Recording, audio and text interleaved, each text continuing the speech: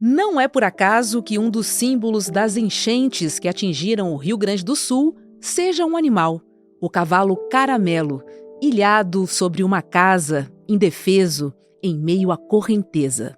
Desde o início da tragédia, num dos maiores desastres ambientais que já atingiram o Brasil, pelo menos 12 mil animais foram resgatados em regiões alagadas. Apenas em Porto Alegre, uma cidade que tem mais de 800 mil bichos de estimação, cerca de um pet para cada 2 habitantes. Com as enchentes, muitas pessoas não conseguiram voltar para casa para resgatar seus amigos animais. Muitos deles morreram e outros tantos ficaram perdidos. Mesmo aqueles que foram resgatados nem sempre puderam reencontrar seus donos originais. Ou tiveram a sorte de serem adotados, como a cachorrinha Esperança, que ganhou como tutora a primeira-dama Janja da Silva. Em meio a um cenário desolador e de incerteza, voluntários têm se mobilizado para dar assistência a esses milhares de animais que chegam aos abrigos, estressados, exaustos, famintos, abalados e que podem nunca mais encontrar um lar. Qual será o futuro dos animais que se perderam de suas famílias humanas com as enchentes no sul?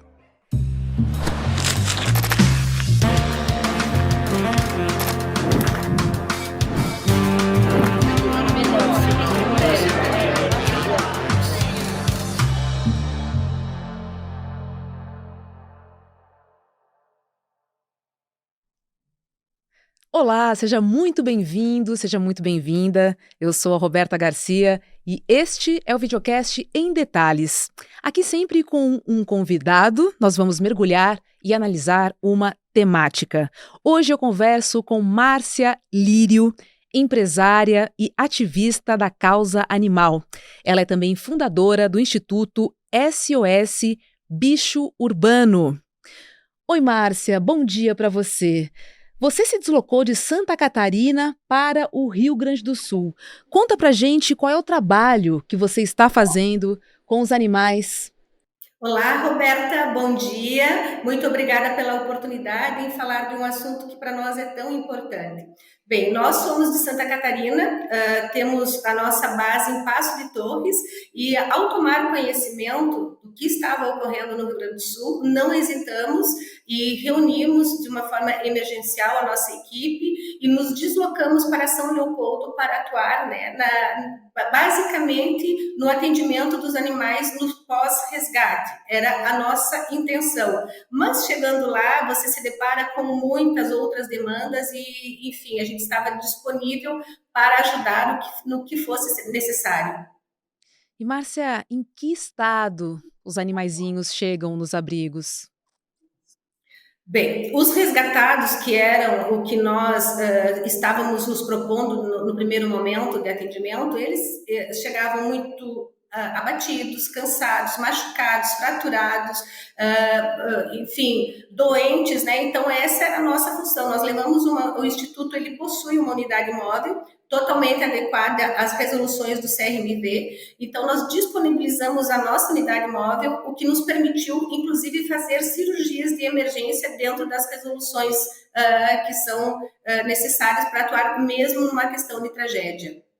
E além de machucados, eles chegam também muito abalados. Eu sempre lembro de uma imagem de um cachorrinho que foi resgatado. Eu acho que ele ficou muito tempo nadando. E mesmo depois de resgatado, ele continuava a mexer as patinhas, como se ainda estivesse na água.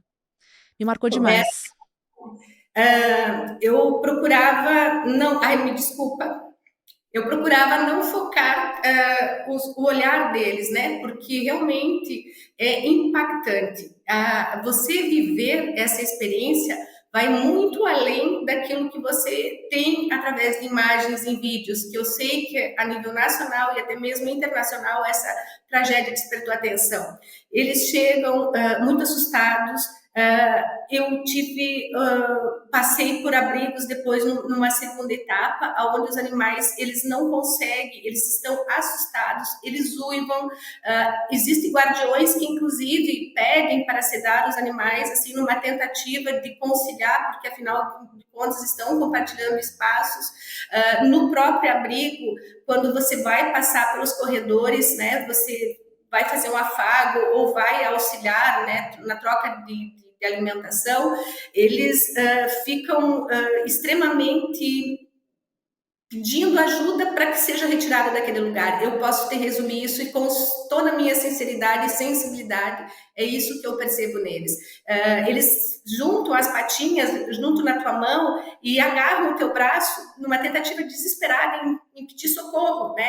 Eles estão perdidos porque tem muito deles e a gente consegue nessa caminhada identificar os animais que possuem guardião, que são bem cuidados, que tinham uma vida regrada, que tinham um amor e um lar, e de repente se viram naquela situação. Eu imagino que para o ser humano, né, ele já é uma situação muito difícil, agora porque tem toda uma compreensão, agora você imagina para um animal que passou por toda essa exaustão, está num abrigo onde tem uma média de 1.200, 1.500 animais, um ao lado do outro. A gente tenta, no início, quando foi feito um abrigo no Big, em São Leopoldo, estava sendo feito e permaneceu sendo feito uma seleção. Então, ao chegar, eles passavam por uma consulta, onde era identificado a sua necessidade de atendimento, né? Eles também eram separados, havia uma tentativa de separar os animais grandes dos portes pequenos e os mais bravos, então, ficavam em uma outra área.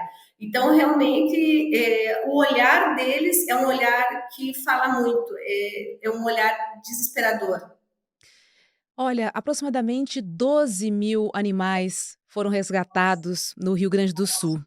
E aí eu fiquei pensando, né, como a gente tem muitos animais por abrigo, se uma cadela entra no cio, é um verdadeiro problema para todo mundo, né? A castração, nesse caso, é de extrema importância, né, Márcia? Super necessário. E por isso mesmo nós tivemos algumas baixas na equipe em função de que adoeceram, mas em todo momento nós permanecemos trazendo outros voluntários. Nós conseguimos mobilizar voluntários do Paraná, de São Paulo, veterinários e voluntários, né? Inclusive uma profissional, uma psiquiatra esteve junto, porque realmente quem está na linha de frente, com o passar dos dias, fica numa situação extremamente vulnerável também. Então, nesse momento agora, que a gente não está lá fisicamente, mas o coração permanece em São Leopoldo, nós estamos fazendo arrecadação e já estamos mobilizando, e dentro dessa semana, da próxima semana, no máximo 10 dias, nós estaremos retornando com a nossa unidade móvel para realizar uma campanha de castração.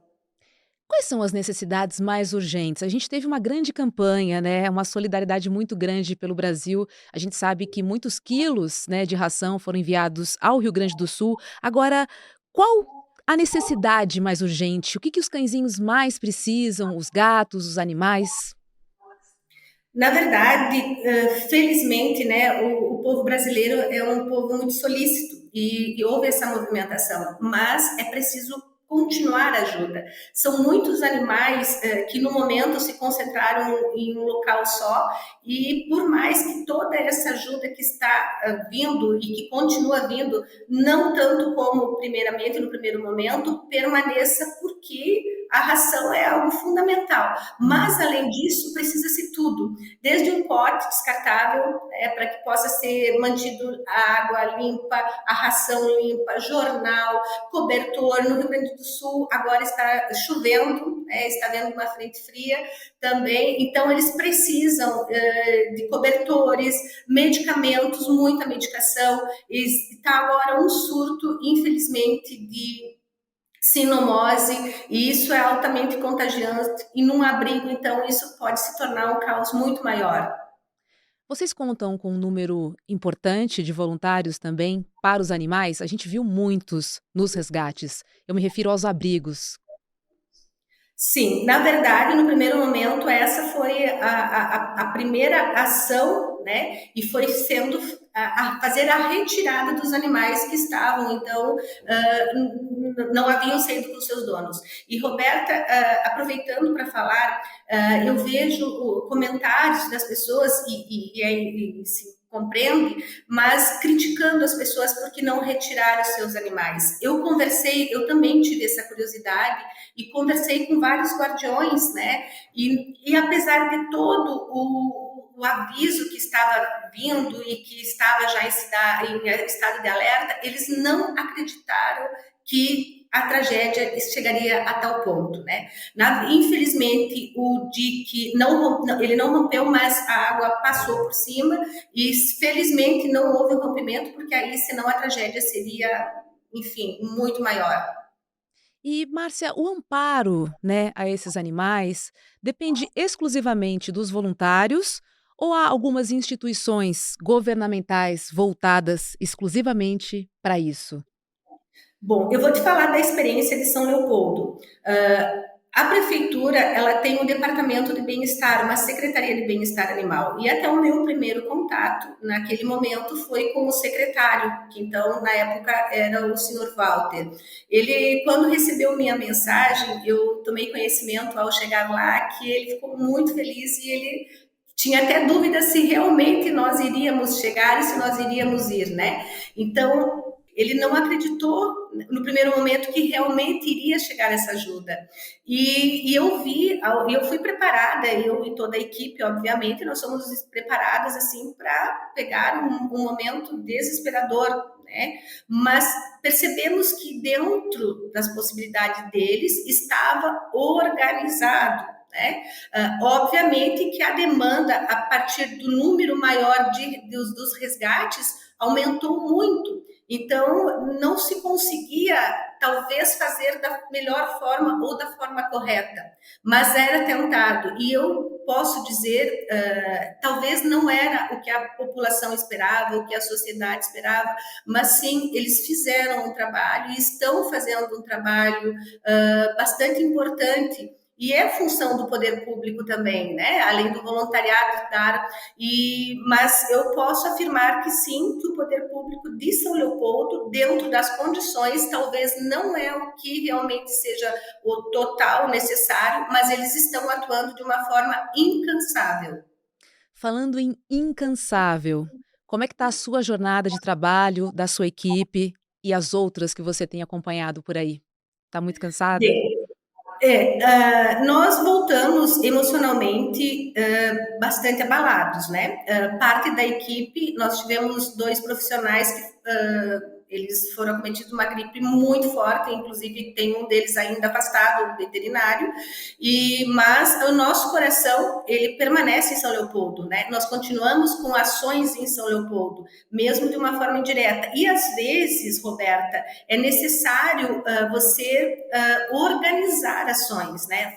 É importante o resgate, é importante o pós, mas também agora nós temos que vir para um outro momento, que é como você bem citou anteriormente, a questão da priorização da castração. Isso tem que ser de uma forma urgente e em massa. Nós já entramos em contato com o Conselho de Medicina Veterinária do Rio Grande do Sul, demonstrando a nossa vontade. Essas castrações foram feitas por doadores, ele não vai ter custo para a população e nem para o poder público, é uma ação gratuita que nós unimos força com os nossos amigos de Bitinga, que nos conhecemos num momento desesperador, e eles então entenderam também, eles estiveram trabalhando em São Leopoldo, inclusive eles se deslocaram do seu município com mergulhadores, com duas embarcações, fizeram resgates, trabalharam dentro do BIG com a equipe da prefeitura fazendo melhorias, assim como nós tivemos também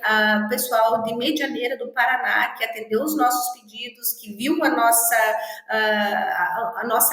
agonia, a nossa ansiedade em fazer mais, porque é realmente desesperador você se vê muitas vezes por mais de toda a tua boa vontade, mas você não consegue atender, a demanda é muito grande. Para te ter noção, teve um dia quando foi aberto o BIG, que chegou somente num dia 300 animais.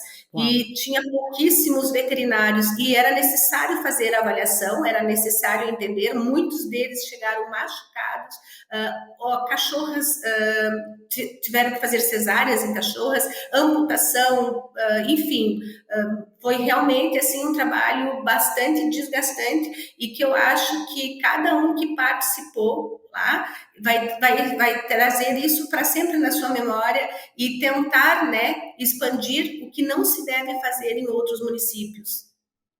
Muitos ou poucos animais têm reencontrado os seus tutores, hein? Eu assisti cenas lindas. Eu tive a Uhum. oportunidade de intermediar, né, esse momento e realmente, o que que acontece, Roberta? Não é uma crítica, por favor, mas como foi isso, foi muito rápido, né? E se criou abrigos muito rápidos também, abrigos do poder público, abrigos dos voluntários. Então, as pessoas elas estão perdidas tentando localizar os seus animais. Existem pessoas também que elas estão em abrigos e elas não conseguem fazer a retirada. Elas localizaram e não conseguem retirar naquele momento. Então, você imagina a dor de uma família que perdeu tudo, perdeu a sua história, perdeu as suas lembranças, perdeu os seus documentos e ainda não consegue estar junto com o seu animal que eu posso falar com toda a sinceridade, eu vi o desespero de pessoas que me deixaram extremamente comovidas. As pessoas, senhoras, pedindo por favor, indo para a fila para tentar o resgate desde as 7 da manhã, e enquanto tinha uma embarcação, uma possibilidade de seu animalzinho ser resgatado, elas ficavam lá na zona. Então, assim, realmente emocionante. E mais emocionante ainda quando você consegue, né, intermediar, assistir essa volta. E os animaizinhos, quando eles enxergam o seu guardião, escutam o timbre da voz, eles ficam assim numa felicidade realmente emocionante. Márcia, fico feliz que alguns cãezinhos já tenham encontrado, reencontrado as suas famílias. Agora, outros ainda estão nos abrigos, né? É possível já fazer adoção? Inúmeros estão nos abrigos, né? Eu vejo um movimento de adoção, inclusive os animais sendo deslocados para outros estados, e eu acho isso muito válido.